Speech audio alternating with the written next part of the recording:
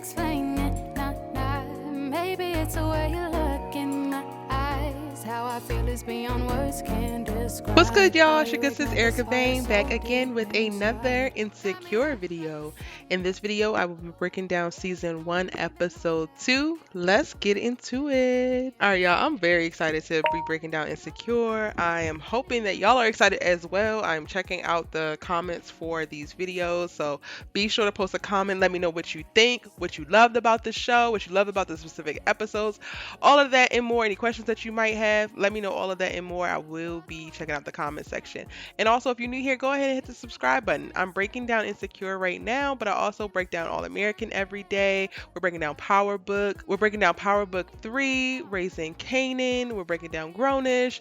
All of the hottest television series, I'm talking about them. So hit the subscribe button, join the tribe. I think you're going to love it here. When we pick up in episode 2, it's kind of like right after the fallout of Issa going over and trying a little something something with Daniel, but then coming back to Molly and apologizing, and she has yet to go home, and now she's starting to kind of like avoid Lawerence. We see her have a mirror moment at the start of the episode where she is trying to coach herself up, and I absolutely love these mirror moments because it allows for us to get so much clear insight into what she's thinking, how she's feeling very, very quickly, and in such a creative way, and I love it. From there, we go with Molly and Issa to brunch where they're talking about the situation at hand and what's going on, and Lawerence actually calls Molly at the same time, and she's like, girl, ignore it, because as I mentioned, she is ducking out Lawerence, and it's because she feels guilty. She has yet to be honest with Molly about the fact that she actually kissed Daniel in the car. She told Molly that nothing major happened, which nothing major did happen, but she did kiss him, and then he was immediately put off by her, like, oh, I can't jump into a relationship right away, and he wasn't looking for that anyway. But so Issa's still trying to process that, which is also the thing that's really keeping her away and having her ignore Lawerence. Now, what I love is that in this episode, we also get perspective from Lawrence's point of view, because once we cut from the brunch, we cut to Lawerence, who is calling Issa, trying to reach out, but then winds up calling his friends and just kind of starts to shoot the breeze. And then before he's able to actually say what's going on, Chad is like completely checked out and not really listening to him. So then we get the understanding that Lawerence doesn't even have anybody else to talk to or nobody to support him through this or to get any kind of real clarity, other than Chad saying you need to fix this because Lawerence thinks that Issa's mad about her birthday. He has no insight on what he did or how he can do it better. Now from there we go back to Issa and Molly, and then now they're at the nail shop because this is Molly's Take Care of Molly Day. That whole broken pussy rap and conversation really put in her head that she needed to treat herself and she needed to do better. So they are now at the nail shop, and this is where we get the little breakdown of dating apps, because Issa is playing with the idea of getting back out there and being single again. So Molly, who is very experienced in the single life, breaks down all the major apps, and then we get to see cutaways to her dates on those apps and how they were failing or what was wrong with these men.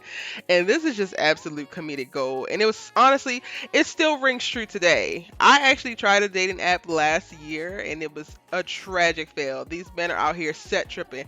I don't know somebody's sons need to get they together if they're gonna be out here on these dating apps, because y'all are doing nothing but wasting a bunch of women's time, and it's upsetting me and my homegirls. I said what I said. Now after Issa hears the horror stories about the dating apps and then hears about Molly talking about she's really excited to get into this really prestigious 3-month waiting list dating app, she starts to think like, maybe I don't have it so bad.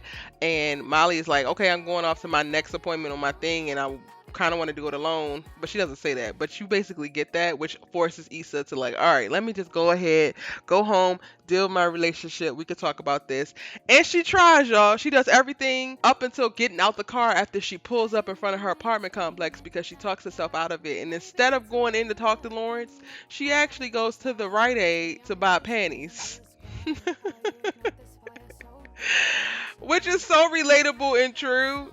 But the problem is Lawerence happens to also be there. This is a really random side, like pop out. I think I know where they shot this at, y'all, and it's actually a 99-cent store. So the fact that they called it a Rite Aid, but then it still has all of the branding except for the logo. Like it has all of the branding and colors for the signs for the 99-cent store. I'm just like, y'all, this is the 99-cent store. Why didn't y'all say that? But anyway, Issa and Lawerence have an altercation. Well, not an altercation, a conference. Like they could. Well, what do I want to call it? It's weird.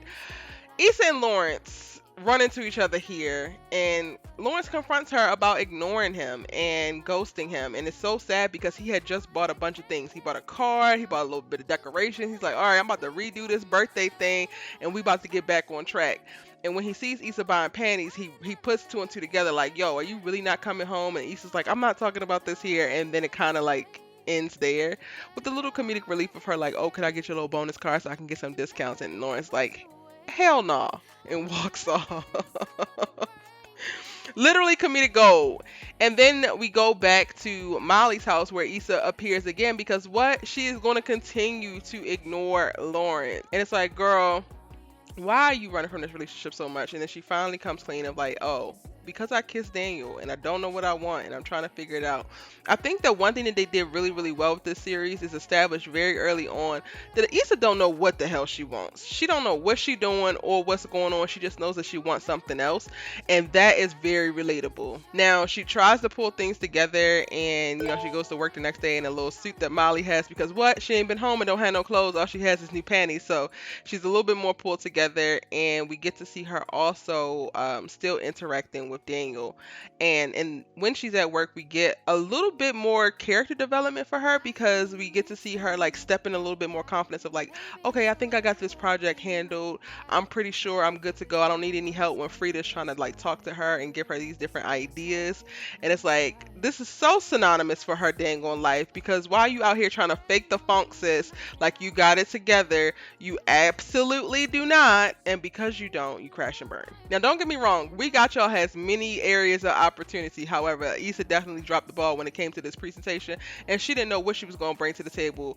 She's so preoccupied and distracted, and it's like this to me was so synonymous to her life because it's like you want to show up successful, you want to be seeming like you're better, you want something new and different, but you also have yet to do the work, or at least start to do the work that it's going to take to change your life, to change your professional life, to change your personal life, to change the things that are actually making up the life. Because in all actuality, everything that you have right now, everything that's going on, you either chose indirectly or directly, sis. So you're going to have to choose and do the work for it to be different. But We Got Y'all tried it from the very beginning, y'all. So I'm not letting We Got Y'all off the hook because this group of non-black people trying to come into the hood and fix all the little black kids' problems and the way that they go about it, I think that this show does an amazing job of like having that conversation around well-meaning allies and what allyship potentially looks like and where there are areas of like, no, you're just not getting it right. Now, once Issa actually is confronted by her boss and basically confronted with the idea that she's not invested in what they're doing there, which also is synonymous to what's going on because she's not invested in what she has going on in her life. She just thinks that some things are supposed to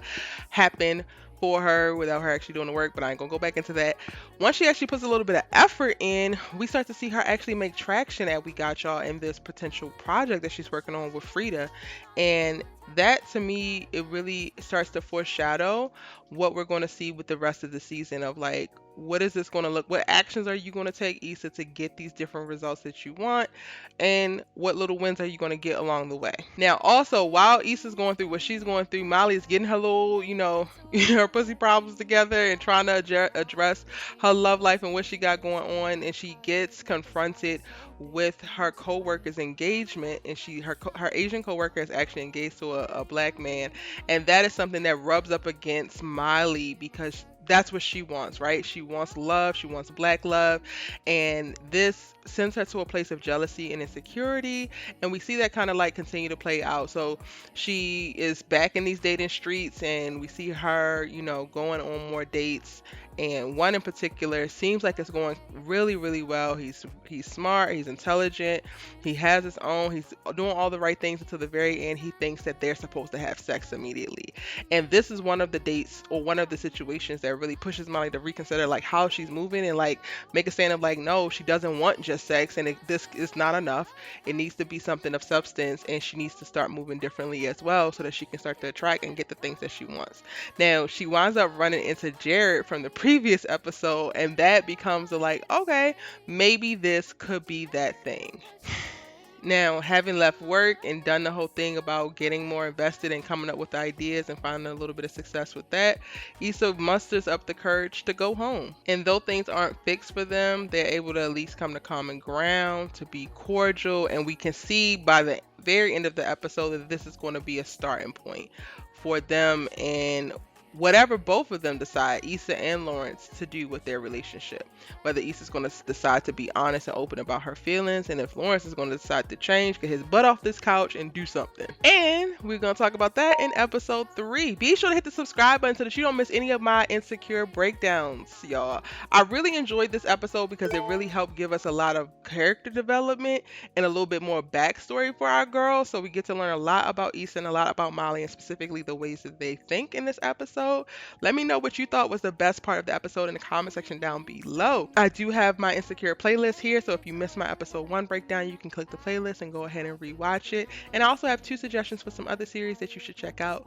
Insecure season 5, the 5th and final season, will be back in October. I cannot wait. And in the meantime, we're going to talk about seasons 1 through 4.